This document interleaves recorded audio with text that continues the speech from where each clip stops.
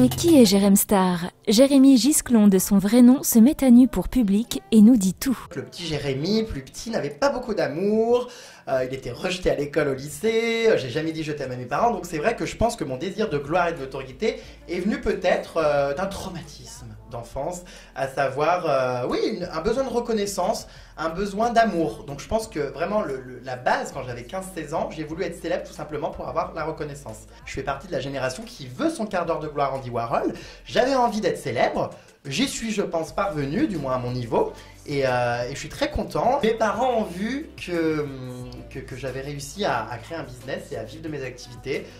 Ils m'ont toujours dit tu veux pas avoir un métier comme tout le monde, blablabla, sauf qu'aujourd'hui je gagne plus qu'eux. Donc il y a un moment, il faut se remettre en question les vermines. Alors, les candidats de télé-réalité, généralement, on va pas se cacher, traînent avec moi par intérêt, moi aussi d'ailleurs, hein.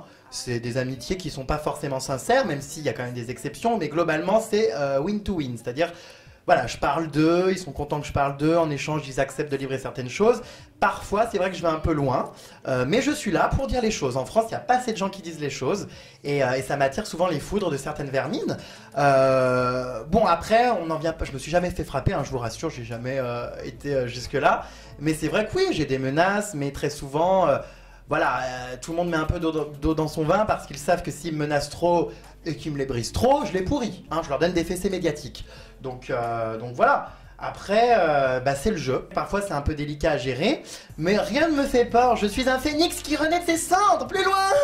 Donc voilà, donc du coup c'est vrai que non, j'ai pas trop peur. Et puis ils savent qu'il faut pas trop faire les malins avec moi parce que je peux les détruire médiatiquement. J'adore.